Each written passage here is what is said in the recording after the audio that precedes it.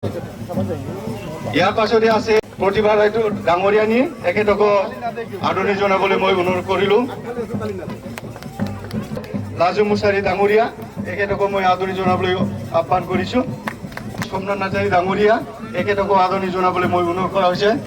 শ্ৰীবাস্তৱ বৰ্মন এখেতকো আদৰণিৰে আদৰণি জনাবলৈ মই অনুৰোধ কৰা হ'ল।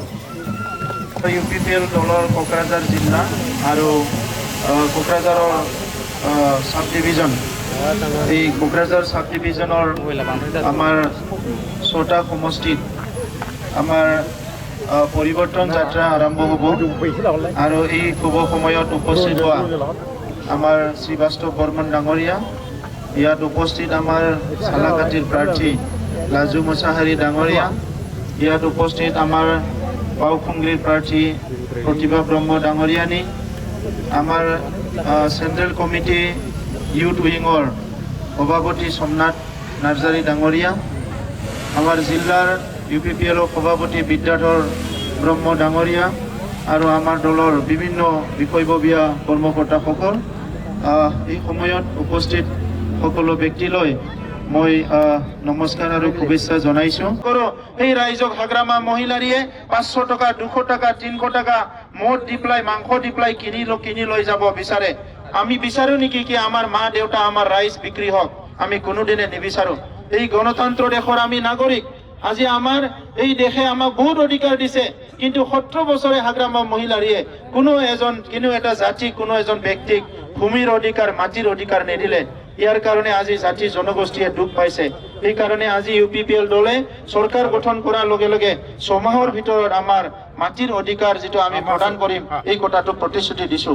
मानगोनां आफादगिरिनि गारिया जेब्लासिमनिखि लामायाव सहैया जोङो ससे थाङागौ माने जाहाथे रावबो बाइकार्सफोरा सालायथ'वा जोङो गारिखौ एरेन्ज खालामग्रोगोन, बेनि उनावसो जाहाथे बयबो लाइन मानगोनां आफादगिरिनि उन बाइकखौ सालायो। UPPL long live! UPPL long live! Pramod बर' जिन्दाबाद! सोलायथायनि गोनांथार प्रमोद बर'नि सरकार। खोथाजों नङा मावनायजों सुबुंनि जिउजों बेसोर दैदेनगिरिनि सिनायथि। नेवसिलायनाय गैया हारिनि मानसि फंबाय, दैदेनगिरि होनना बिखौसो बुङो।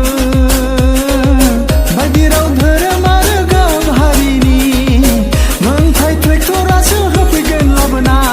सोलायथायनि दैथुन सफैबाय एबार, सोलायथायनि गोनांथार परिबर्तन दरकार। UPPL सरकार परिबर्तन दरकार, प्रमोद बड़ सरकार।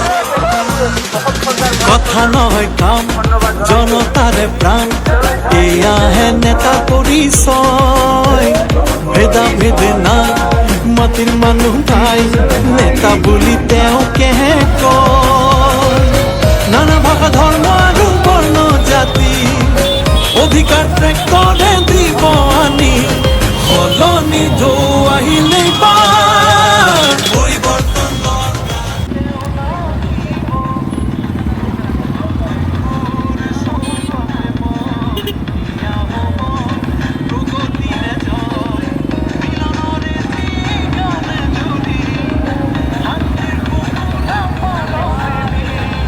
এতিয়া ৰাইজে পৰিৱৰ্তন বিচাৰিছে।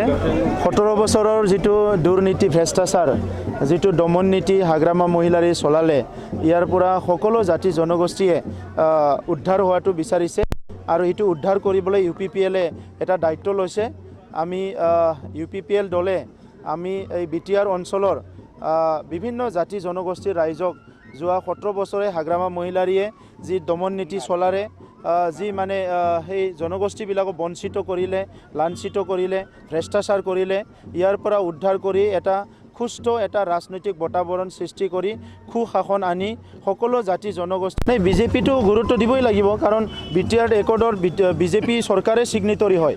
আমি ইয়াতে সংগ্ৰামীসকল আছোঁ আৰু ইয়াত কেন্দ্ৰীয় ৰাজ্যত বিজেপি চৰকাৰ আছে এইটো তেখেতসকলৰ দায়িত্ব আৰু কৰ্তব্য কি তেখেতসকলে BTR একৰ্ডটো ইমপ্লিমেণ্ট কৰিবই লাগিব আৰু নহ'লে তেখেতসকলক মিছলীয়া বুলি ক'ব তো সেইকাৰণে আজি ইমান সুন্দৰ এটা চুক্তি কৰিছে ভাৰত চৰকাৰ অসম চৰকাৰ সংগ্ৰামীসকলে লগ লাগি এই যে চুক্তি সেইটো চুক্তিটো ৰূপায়ণ কৰিব লাগিব আৰু আমি UPPL দলক অহা 5 বছৰত BTR চুক্তিটো আখৰে আখৰে ৰূপায়ণ কৰাৰ কাৰণে আমি অহৰহ কাম কৰিম ইয়াত যিখিনি কলেজ ইউনিভাৰ্চিটি পাবলৈ সক্ষম হৈছে প্ৰত্যেকটো কলেজ ইউনিভাৰ্চিটি স্থাপন কৰি এই আমাৰ অঞ্চলৰ ৰাইজক মানৱ সম্পদ উন্নয়নৰ কাৰণে এটা ভাল কাম কৰিম চাওক এইটো একটা বাস্তৱ কথা আজি আমি কৈ থকাৰ কাৰণে বহুতে হয়তো মিছা বুলি ভাবিছিলে আজি তেখেতসকলৰ যিটো alliance partner state government ruling গভৰ্ণমেণ্টৰ পৰা ক'ব লগা হৈছে কি BPFে হাগ্ৰামা মহিলাৰে যে আত্মসাৎ কৰিছে যোৱা 17 বছৰত ৰাইজক তেখেতে ঠগালে ৰাইজক প্ৰবঞ্চনা কৰিলে ৰাইজৰ কাৰণে আহা কোটি কোটি টকাটো খাই পেলালে আৰু সেইটো কথা আজি বিজেপিও ক'ব লগা হৈছে আমিতো যোৱা 17 বছৰে কৈ আছিলোঁ তেখেতসকলৰ হিংসা তেখেতসকলৰ অন্যায় অত্যাচাৰ এইবিলাকতো আমি যোৱা 17 বছৰে কৈ আহিছিলোঁ আৰু আজি BPFে এইটো ক'বলৈ বাধ্য হ'ল BPFৰ দুৰ্নীতিবিলাক বিজেপিও ক'বলৈ বাধ্য হ'ল গতিকে আজি স্পষ্ট হৈ গ'ল কি BPFে যে দুৰ্নীতি কৰিছে ভ্ৰষ্টাচাৰ কৰিছে কোটি কোটি টকা ৰাইজৰ কাৰণে আহা টকা খাইছে এইটো স্পষ্ট হৈ গ'ল সিনেমাটো আমি দেখিলোঁ বহুত কাৰাপশ্যন হৈছে স্যাৰ কালচাৰৰ পইচাটোতো পুৰা খাই দিছে এইটো মানে কালচাৰ EMA নিজৰ মানে পৰিয়ালৰ অঙহী বঙহী ঘৰৰ মানে PA CA যাৰ নামত আছে সব পইচাখিনি ওলাই কালচাৰৰ পইচাটো খাই দিছে কালচাৰৰ আমাৰ বিভিন্ন যিবিলাক আমাৰ এক্টিভিষ্ট আছে সেইসকলৰ কাৰণে যিবিলাক বেনিফিচিয়াৰী স্কিম দিব লাগিছিলে সেইসকলক বিভিন্ন ফেলোশ্বিপ দিব লাগিছিলে বিভিন্ন সুবিধা দিব লাগে সেই পইচাবিলাক কমপ্লিটলি আত্মসাৎ কৰিছে এই BPF চৰকাৰে আৰু সেই BPF চৰকাৰখন মানে এটা ৰাইজক শোষণ কৰা এটা চৰকাৰ আছিলে এই কাৰণে আজি BPF চৰকাৰটো সোনকালে বিদায় দি পেলাই এইটো খেদি পেলাই ভাল চৰকাৰ আনিব লাগিব এটা দম কিবা কিবি দিয়াটো আমি যোৱাকালি মিনিষ্টাৰক কোৱাটো দেখিবলৈ প্ৰদীপ বসুমতাৰ এই যে ব্ৰহ্ম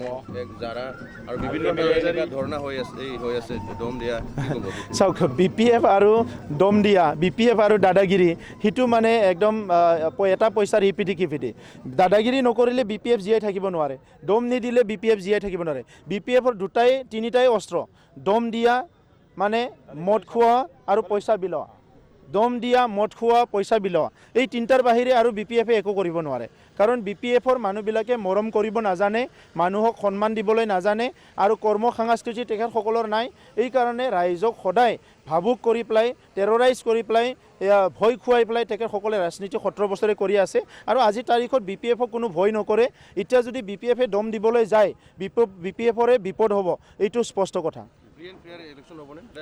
আমি বিচাৰিছোঁ গভৰ্ণমেণ্টে 100% মানে এনচিউৰ কৰিব লাগে সিকিউৰিটি আৰু ফ্ৰী এণ্ড ফেয়াৰ ইলেকশ্যন পাতিব লাগে থেংক ইউ